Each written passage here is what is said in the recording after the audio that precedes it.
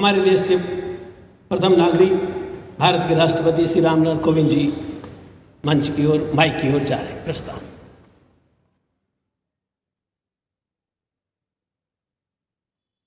इस समारोह में प्रमुख रूप से उपस्थित उड़ीसा के राज्यपाल प्रोफेसर गणेशी लाल जी, केंद्रीय शिक्षा तथा कौशल विकास और उद्यमशीलता मंत्री श्री धर्मेंद्र प्रधान जी, श्रीमद भक्ति सुंदर सन्यासी महाराज आचार्य गौड़िया मिशन एवं मंचासीन अन्य सभी आचार्यगण, इस सभागार में उपस्थित सभी संत समाजगण, देवी और सज्जनों, आप सभी को जय जगन्नाथ, श्री श्री गुरु गौरांगे जयता। आप सबके बीच यहाँ आकर मुझे अत्यंत प्रसन्नता हो गई। जैसा कि आप जानते हैं, मैं कल सायंकाल पुरी पहुंच गया था। सबसे पहले जगन्नाथ प्रभु के मंदिर में जा करके उनके दर्शन किए, उनका आशीर्वाद दिया और उनसे प्रार्थना की कि जितनी जल्दी हो सके प्रभु ये जो अनदेखी, जो दिखाई नहीं पड़ती है महामारी, पैंडेमिक जिसको हम कहते हैं, इससे जितनी जल्दी हो सके पूरे विश्व को, पूरी मानवता को मुक्ति मिल सके, ऐसी हम सब पर कृपा कीजिए। ये मेरा सौभाग्य है कि मुझे जगन्नाथपुरी आने और प्रभु जगन्नाथ के दर्शन करने का बराबर अवसर मिलता रहा है। यहाँ आकर गौड़ीय मठ के संस्थापक श्रीमद सरस्वती प्रभुपाद की 150वीं जयंती से जुड़े इस समारोह में सम्मिलित होना भी मेरे लिए हर्ष का विषय है। मुझे बताया गया है कि इन समारोहों की श्रृंखला 3 वर्ष तक मनाई जाएगी, जो सन 2025 में संपन्न होगी। ईश्वर की कृपा से मुझे अपने जीवन में देश के अनेक धर्म स्थानों और तीर्थ स्थलों पर जाकर पूजा अर्चना करने का अवसर मिला है। इन सभी स्थानों में मैंने देखा कि विविध परंपराएं और धार्मिक प्रणालियां प्रचलित हैं, परंतु इन आस्थाओं के पीछे एक ही सोच निहित है, और वह है ईश्वर भक्ति के साथ साथ पूरी मानवता को एक परिवार समझते हुए सबके कल्याण के लिए कार्य करना। मानवता का धर्म पर आधारित विभाजन नहीं किया जा सकता, सत्य को बांटा नहीं जा सकता। एक ही सत्य का कई रूपों में वर्णन किया जाता है। ऋग्वेद में भी स्पष्ट रूप से कहा गया है, एकम सद विप्रा बहुधा वदंती, अर्थात सत्य एक ही है, विद्वान लोग उसकी अनेक प्रकार से व्याख्याएं करते हैं।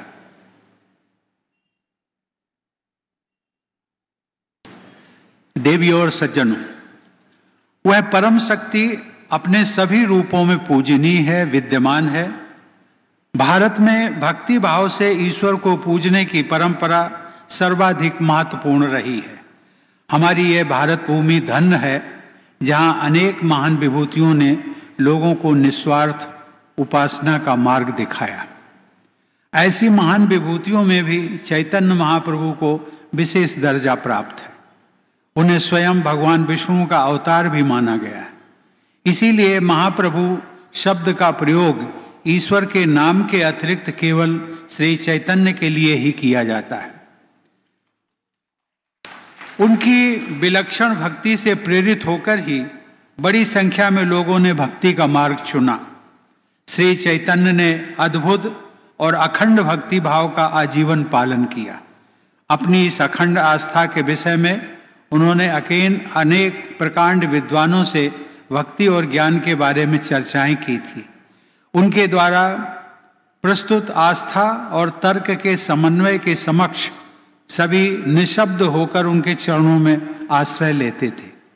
उड़ीसा के प्रख्यात वेदांती सार्वभौम से लेकर वैष्णव पठान के नाम से प्रसिद्ध हुए पठान समुदाय के भक्तों तक श्री चैतन्य का ये प्रभाव देखा जा सकता है।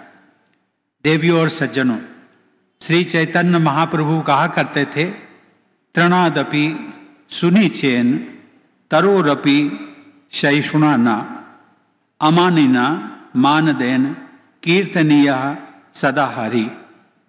अर्थात मनुष्य को चाहिए कि अपने को तिनके से भी छोटा समझते हुए विनीत भाव से भगवान नाम का स्मरण करता रहे।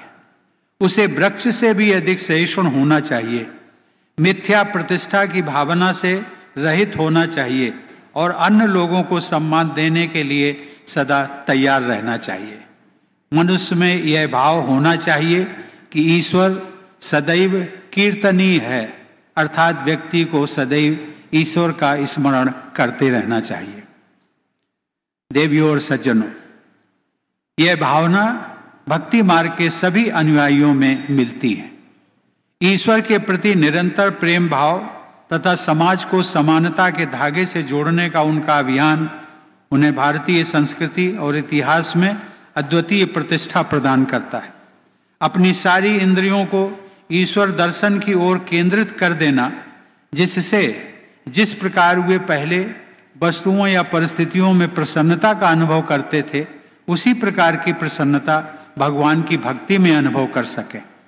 उनका ईश्वर में इस प्रकार विलीन हो जाना कि कभी अपने को उनसे अलग समझ न सके, यह है भक्ति भाव। और इस स्थिति को चैतन्य महाप्रभु महाभाव कहा करते थे। ऐसी ही अवस्था का वर्णन करते हुए चैतन्य चरितामृत में कहा गया है कि जिस प्रकार उद्धव के शुष्क ज्ञान से भरे वक्तव्य राधा रानी की भक्ति रस से सिंचित असंबद्ध बातों के समक्ष प्रभावहीन हो जाते थे, उसी तरह श्री चैतन्य महाप्रभु की मधुर भक्ति की धारा के प्रबल वेग में दार्शनिक ज्ञान विलुप्त हो जाता है। राजपूताना की राजकुमारी मीराबाई की अनन्य भक्ति उनके सरल शब्दों में व्यक्त हुई थी, जिसमें कहा गया था कि मेरे तो गिरिधर गोपाल दूसरों न कोई। मीरा की भक्ति ने सभी ईश्वर भक्तों के हृदय को छू लिया। ईश्वर के प्रति संपूर्ण समर्पण के साथ साथ भक्ति मार्ग में ईश्वर के प्रति एक व्यक्तिगत और आत्मिक संबंध बनाने की परंपरा भी थी। संत कबीर ने भी कहा है कि मोह को कहाँ ढूंढे बंदे, मैं तो तेरे पास में। कबीर की इस पंक्ति में ईश्वर की भक्त से निकटता का विश्वास और भाव बड़ी सुंदरता से स्पष्ट होता है। भक्त का हृदय ईश्वर के अतिरिक्त अन्य कहीं सुख का अनुभव नहीं कराता।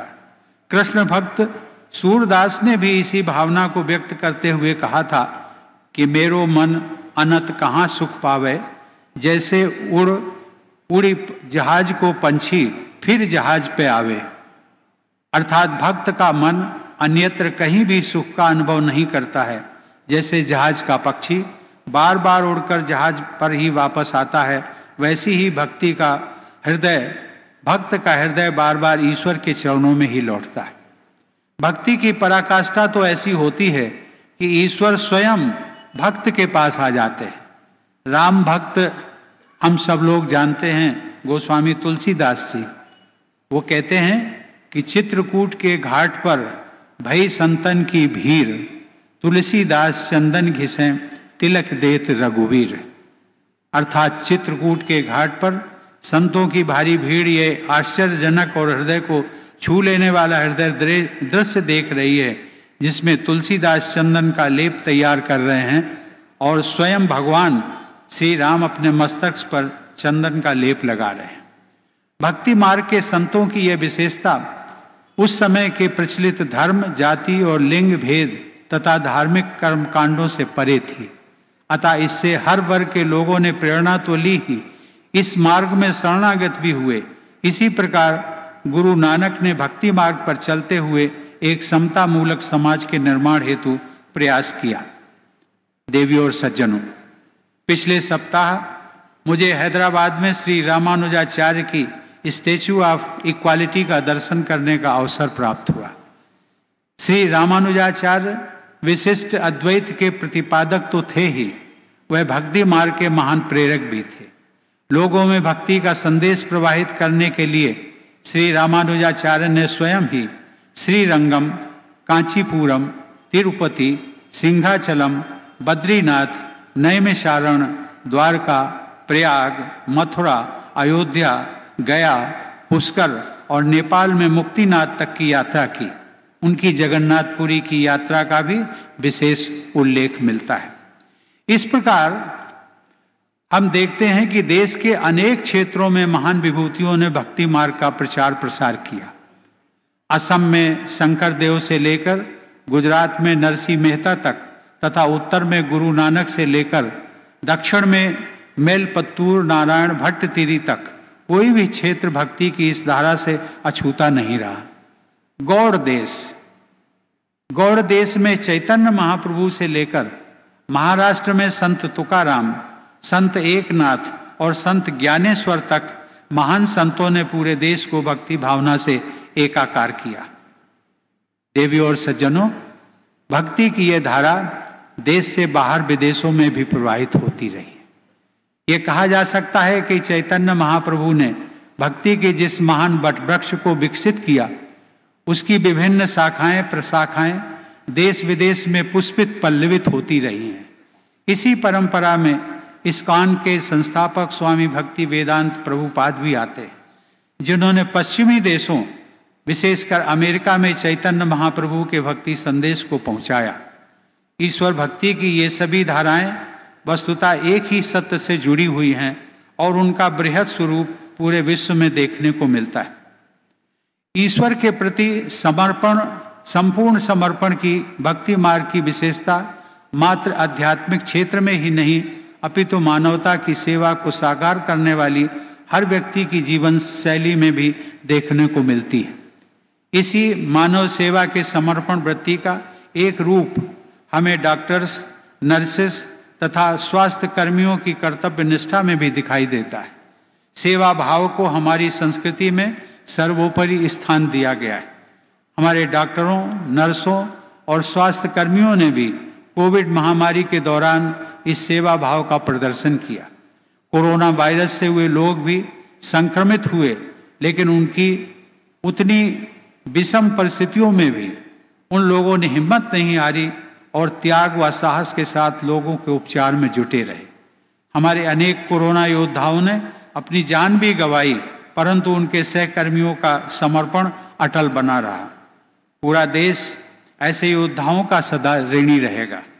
मानवता की सेवा को ही जीवन का उद्देश्य मानने वाले हमारे कोरोना योद्धाओं ने जापान में प्रचलित इकिगाई की अवधारणा को सार्थक बनाया। हम सबको अपने जीवन की इकिगाई को पहचान कर उसे हासिल करने के लिए निरंतर प्रयासरत रहना चाहिए, चाहे वो आध्यात्मिक हो अथवा व्यावसायिक। देवियों और सज्जनों, चैतन्य महाप्रभु के अतिरिक्त भक्ति आंदोलन की अन्य महान विभूतियों ने हमारी सांस्कृतिक विविधता में एकता को शक्ति प्रदान की। भक्ति समुदाय के संत अपनी शिक्षाओं में एक दूसरे का विरोध नहीं करते थे, अपितु प्रायः एक दूसरे की कृतियों से प्रेरित होते थे। इसका सबसे बड़ा प्रमाण ये है कि गुरु ग्रंथ साहिब में संत कबीर और संत रविदास सहित अनेक विभिन्न संप्रदायों के संतों की वाणी का समावेश किया गया है।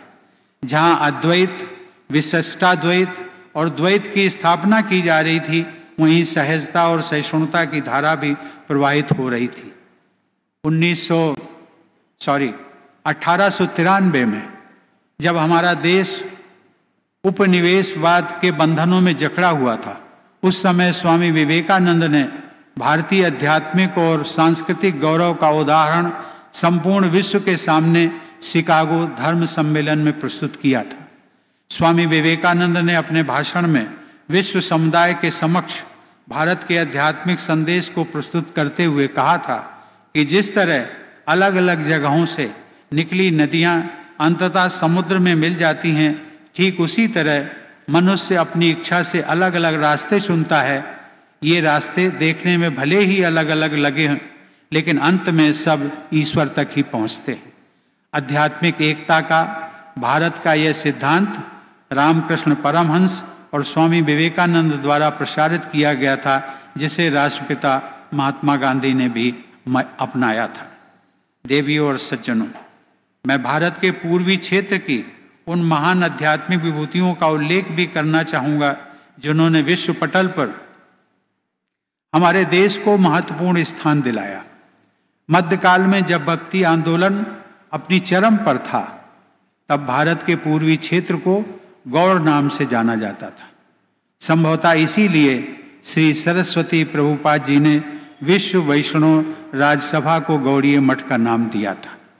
उनके प्रयासों से देश के विभिन्न शहरों में गौड़ीय मठ की स्थापना हो सकी और श्री चैतन्य महाप्रभु की शिक्षा के अनुसार वे मानव जाति के नैतिक और आध्यात्मिक उत्थान के लिए प्रासंगिक शिक्षाओं का प्रसार करते रहे। मैं आशा करता हूँ कि गौड़ीय मिशन मानव कल्याण के अपने इस उद्देश्य को सर्वोपरि रखते हुए चैतन्य महाप्रभु की वाणी को विश्व भर में प्रसारित करने के अपने संकल्प में सफल होगा। एक बार फिर सरस्वती प्रभुपाद जी की 150वीं जयंती से जुड़े समारोहों की सफलता के लिए मैं आप सभी को अपनी हार्दिक शुभकामनाएं देता हूं। धन्यवाद। जय हिंद।